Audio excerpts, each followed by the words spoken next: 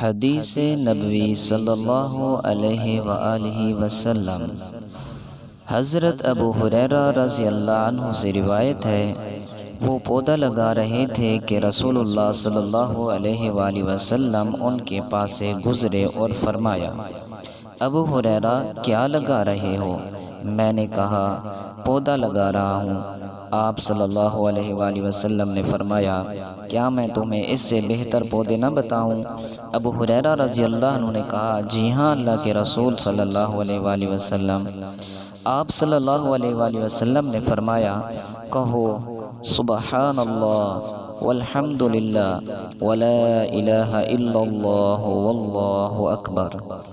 ان میں سے ہر کلمے کے عوض جنت میں تمہارے لیے ایک ایک درخت لگا دیا جائے گا۔